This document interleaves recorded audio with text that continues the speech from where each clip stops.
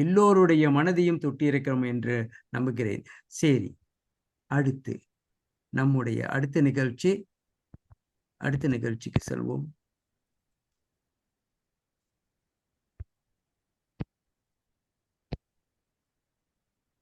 சிறப்பு நிகழ்வு நூல்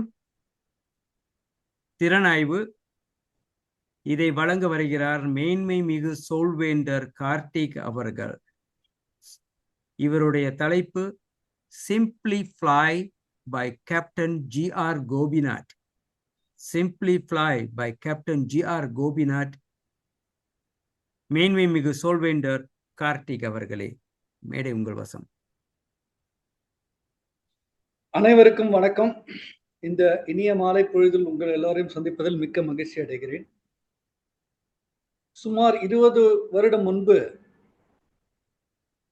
என் தங்கை கோயம்புத்தூரில் இருக்கிறார்.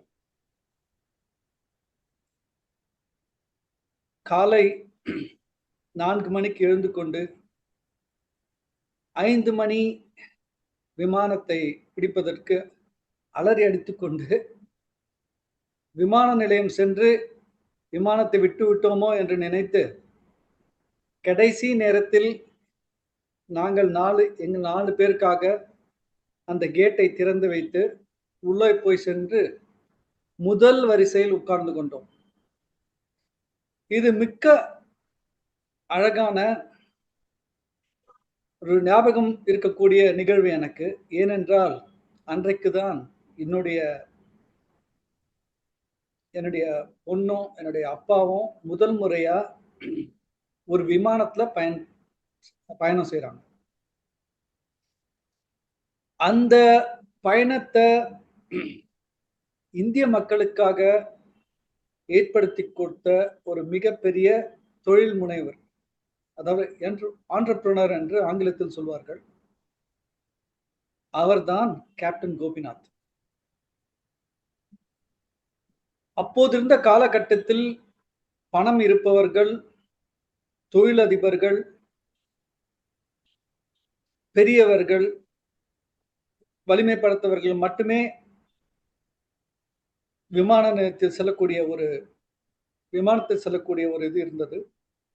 அதை உடைத்து சராசரி மனிதன் ஒரு விமானத்தில் செல்லக்கூடிய ஒரு ஏர் டெக்கான் என்ற நிறுவனத்தை அழகாக நிறுவினார் captain Gopinath.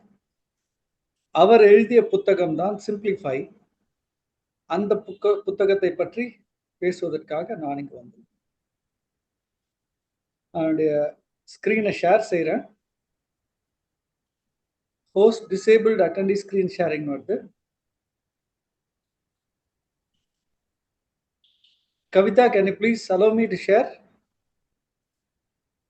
L sir, host access Karthik sir கொடுக்குறீங்களா?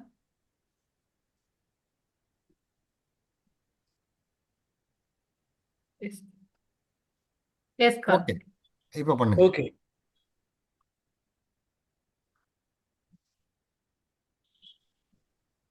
என்னுடைய ஸ்கிரீன் தெரியறதா உங்க எல்லாருக்கும்?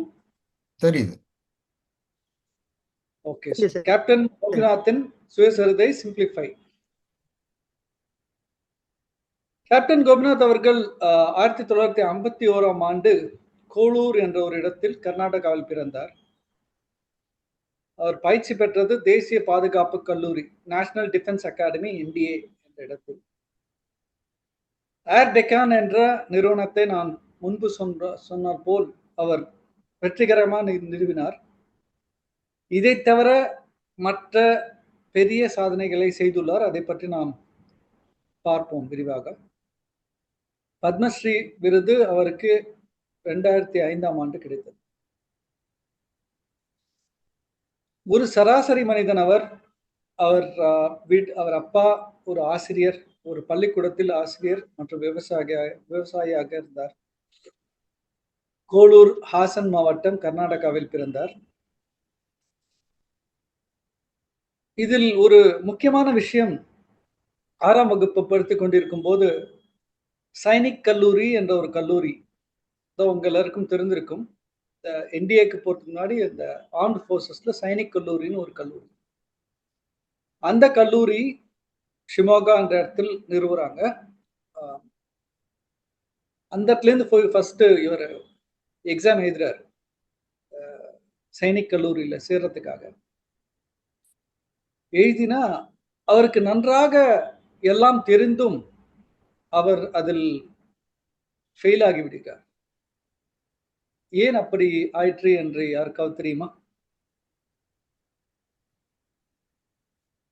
அதாவது ஆங்கிலம், அறிவியல், கணிதம் எல்லாவற்றும் இருக்கிறது, அவருக்கு தெரியும். ஆனாலும் அவர் அதை பாஸ் செய்ய முடியவில்லை அந்த தேர்வில். ஏனென்றால் அவர் படித்ததோ கன்னடத்தில் படிக்கிறார் பள்ளியில். ஆனால் இது ஆங்கிலத்தில் இருந்தது. திருப்பி அவர் ஊருக்கு வந்து ஹசனுக்கு வந்து அவருடைய ஆசிரியர் கிட்ட சொல்றார், இது மாதிரி நம்ம கன்னடத்தில் இருந்திருந்தால் நான் பயிற்சி பாஸ் ஆயிருப்பேன் அப்படின்னு. உடனே அவர் என்ன பண்றாரு, ஒரு லெட்டர் போடுறார் அரசாங்கத்துக்கு. இது மாதிரி நீங்க ஆங்கிலத்தில் தேர்ச்சி செய்யறதுனால நிறைய அறிவுள்ள அனுபவம் வாய்ந்த ஸ்டூடெண்ட்ஸை இழக்கிறீங்க. அதனால நீங்க மற்ற மொழிகளிலும் இந்த தேர்வை செய்ய வேண்டும் என்று. அதற்கப்புறம் அடுத்த வருடம் இது கன்னடத்திலும் இந்த தேர்வு நடத்தப்பட்டது. நடந்து அதில் அவர் வெற்றி பெற்று சைனிக் கல்லூரியில் சேர்ந்து விடுகிறார். இதுல என்ன பாத்தீங்கன்னா நிறைய சிமிலாரிட்டிஸ் இருக்கு சக்சஸ்ஃபுல் பீப்புளுக்கு. எல்லாருக்கும் சுதாமூர்த்தின்னு உங்களுக்கு தெரிஞ்சிருக்கும். யாருன்னு தெரியுமா உங்களுக்கு? சுதாமூர்த்தி நிறைய புத்தகங்களையும் எழுதி உள்ளார். அவர் இன்ஃபோசிஸ் நாராயணமூர்த்தி. எஸ், இன்ஃபோசிஸ் நாராயணமூர்த்தியோட அவங்க ஒய்ஃப். அவங்களும் வந்து பெங்களூர்ல தான் இன்சிடென்ட்லி அவங்க படிச்சிருக்காங்க. இன்ஜினியரிங் பண்ணி கோல்டு மெடலிஸ்ட். அவங்க ஒரு நாளைக்கு பேப்பர்ல பாக்குறாங்க, டெல்கோ நிறுவனம் புனேயில் இன்ஜினியர்கள் தேவை என்று போடுகிறார்கள். இன்டர்வியூக்கு எல்லாரையும் அழைச்சிருக்காங்க. கடைசியில போட்டிருக்காங்க, ஆண்கள் மட்டும் போடவும், பெண்களுக்கு இது இல்லை என்று. வேற யாராவது இருந்தா என்ன செஞ்சிருப்பாங்க, ஓகே பொண்ணுங்களுக்கு இல்லை, சரி விட்டுடலாம் அப்படின்னு. இவங்க வந்து ஒரு இன்லாண்டு இதை எடுத்து ஜேஆர்டி டாடா அவர்களுக்கு ஒரு லெட்டர் எழுதுறாங்க. இந்த மாதிரி உங்க கம்பெனில வந்து இந்த அட்வர்டைஸ்மெண்ட் பார்த்தேன், இதுல வந்து ஆண்களுக்கு என்று போட்டிருக்கிறீர்கள். நான் ஒரு பெண், நான் கோல்டு மெடலிஸ்ட், நான் நன்றாக பணிபுரிவேன் என்று நினைக்கிறேன். ஆனால் நீங்கள் அத்தனை பேருக்கும் இந்த வேலையை எடுத்து செல்ல வேண்டும் என்று.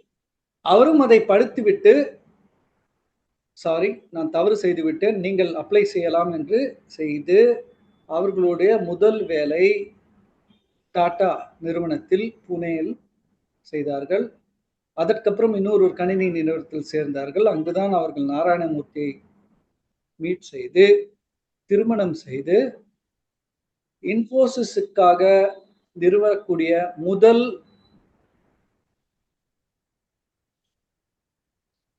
ஒரு தொகையை அவர்கள்தான் அவருக்கு கொடுத்து அதை ஆரம்பித்தார். இதிலிருந்து என்ன தெரிகிறது என்றால், எதுவும் நாம் இல்லை என்றால் இல்லை என்று சொல்ல முடியாது. திருப்பி திருப்பி அதேதான் இந்த புத்தகத்திலும் நீங்கள் பார்க்கலாம். எப்படி கேப்டன் கோபிநாத் அவர்கள் இல்லை என்று சொல்வதற்கு அவர் திருப்பி திருப்பி அதை செய்து அணுகி வெற்றி பெற்றுள்ளார். அதற்கு பிறகு நேஷனல் டிஃபென்ஸ் அகாடமியில் சேர்ந்து இராணுவத்தில் பணிபுரிந்தார். இராணுவத்தில் பணிபுரிந்த போது அவருக்கு கேப்டன் மானெக்ஷா ஒரு பணிபுரியும் ஒரு மிக அற்புதமான ஒரு கிடைத்தது.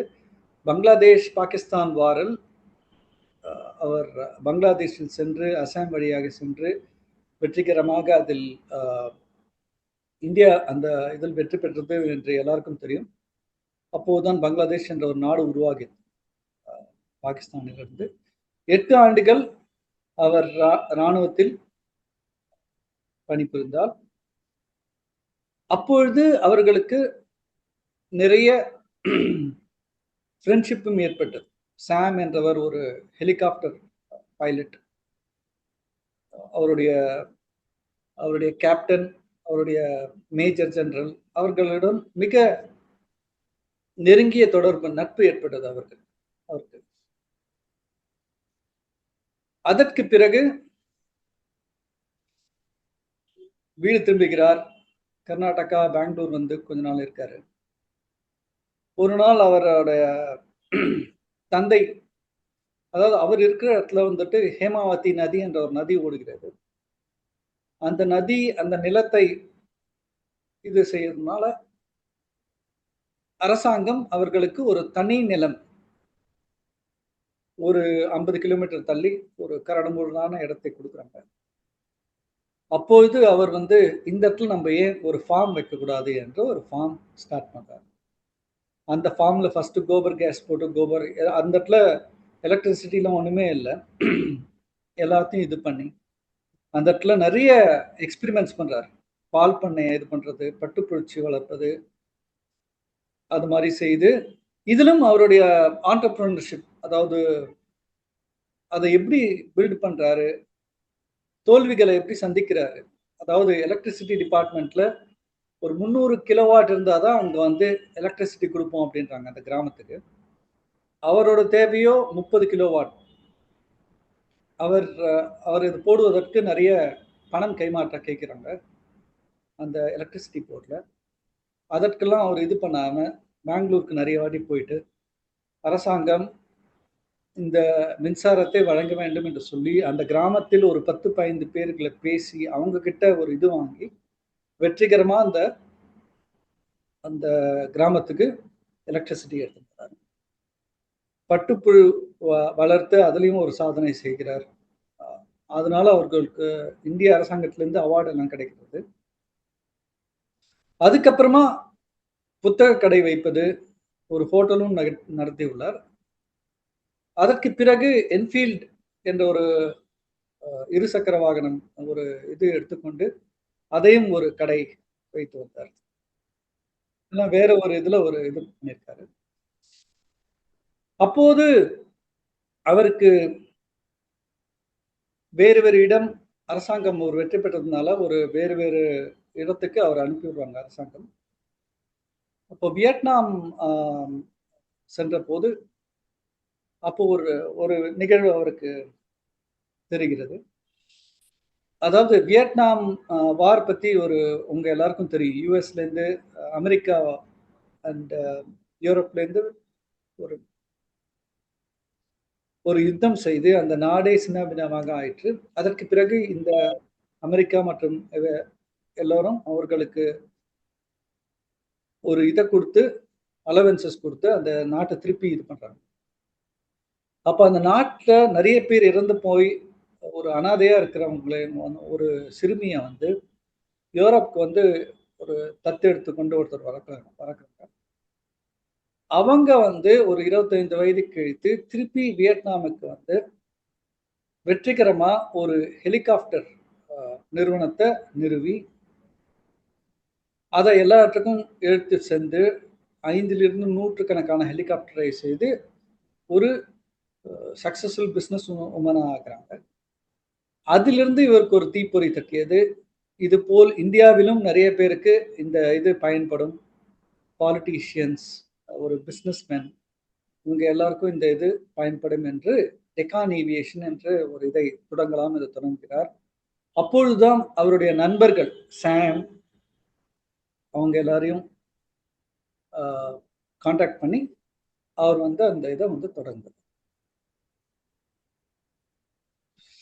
அது வெற்றிகரமாக போய் கொண்டிருக்கும் போது சராசரி மனிதன் பறக்க வேண்டும், அந்த கனவு, அதுதான் அவருடைய ஒரே கனவு. சராசரி மனிதனும் பறக்க செய்ய வேண்டும் என்று டெக்கான் ஏவியேஷன் என்ற இதில் விமானங்களையும் எடுத்து அவர் அந்த இதை, இதுல என்னன்னு பாத்தீங்கன்னா பஸ் கட்டண செலவுலயே வந்துட்டு விமான பயணம் செய்யலாம் என்று, அதுதான் ஒரு மெயின் குறிக்கோள். அதை ஸ்டார்ட் பண்றாரு. அது 2003 முதல் வணிக பிறப்பு. ஃபர்ஸ்ட் இது வந்து பெங்களூர்ல இருந்து ஹுப்பாளி அவரோட ஊருக்கே வந்து விடுறாரு. இது இந்தியாவின் முதல் லைட் கேரியர் ஏர்கிராஃப்ட் குறைந்த விலை விமான சேவையை தொடங்குகிறார் வெற்றிகரமாக. இது நிறைய மார்க்கெட்டிங் டெக்னிக்ஸ் இருக்கு. இதுல வந்து ₹1 இது நீங்க எல்லாரும் செய்தித்தாள்களில் பார்த்திருப்பீர்கள்.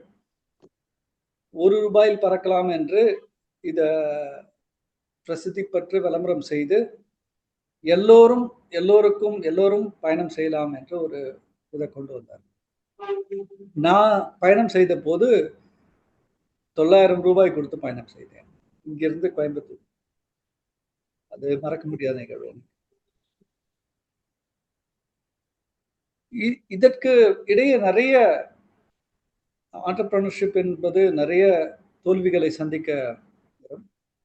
இப்பொழுது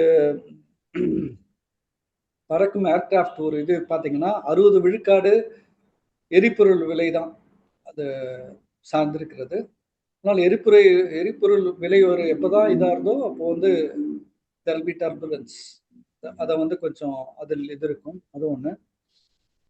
நிறைய போட்டி இருந்தது அப்போ. ஜெட் ஏர்வேஸ், கிங்ஃபிஷர் ஏர்வேஸ்னால அவங்களுக்கு நிறைய போட்டி இருந்தது. அதை வெற்றிகரமாக சமாளித்தால்.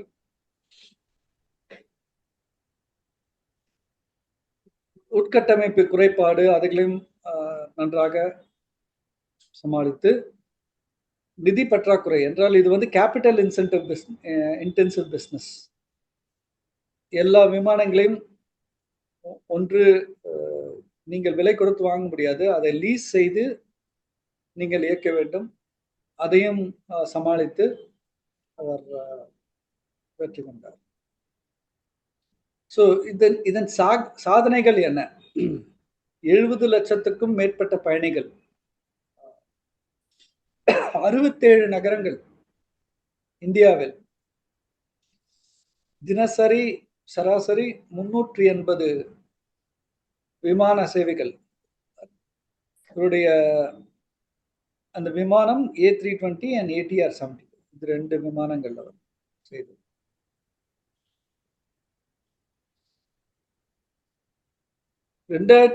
ஆண்டு இந்த ஏர் டெக்கான் என்பது கிங்ஃபிஷர் ஏர்வேஸ் என்ற ஒரு கம்பெனி அவருடைய இந்த வேறு வேறு ஒப்பந்தங்களின் காரணமாக இதை அந்த கம்பெனிக்கு ஒரு முடிவு. ஸோ இவருடைய இதிலிருந்து நம்ம தெரிந்து கொள்ள வேண்டிய இது என்ன? முதல்ல பாத்தீங்கன்னா,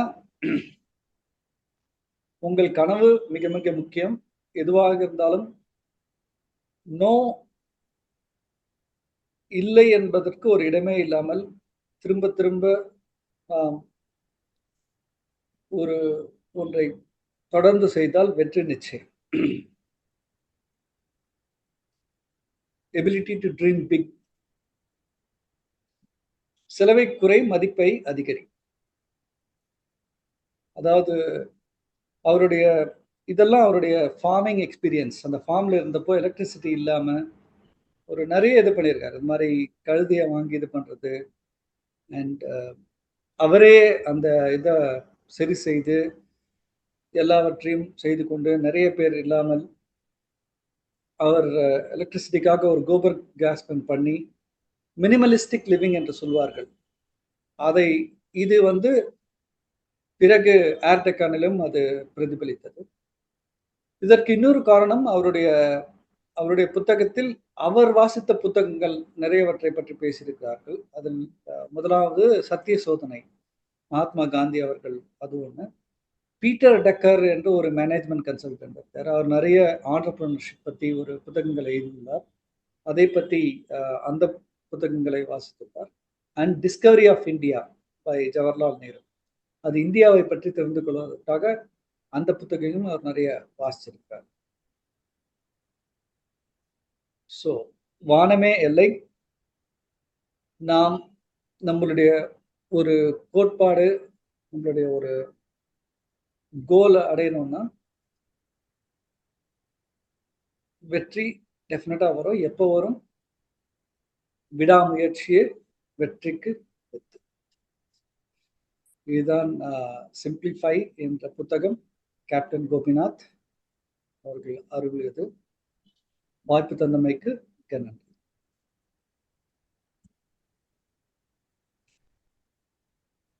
நன்றி ஐயா. மேன்மை மிகு சொல்வேண்டர் கார்த்திக் அவர்களே, அவ்வளவு அழகாக சொன்னீர்கள். Simplify by captain G R Gopinath. இதை படம் எடுத்திருந்தார்கள். நமக்கு நீங்கள் சொன்ன அந்த அழகான அந்த அந்த கதை எப்படி இருந்தது என்றால், ஒருவரால் யாராலையும் எதையும் சாதிக்க முடியும். இதில் நீங்கள் ஒன்றே ஒன்று சேர்த்திருக்கலாம். இன்று நம்முடைய பழமொழி, மூக்கு இருந்தால் மூச்சு வரும். நம்மளாலையும் முடியும். சரி, இன்னொரு விஷயம் உங்களோட பகிர்ந்து கொள்ள போகிறேன். நம்முடைய கூட்டம் இன்னைக்கு இதுவரை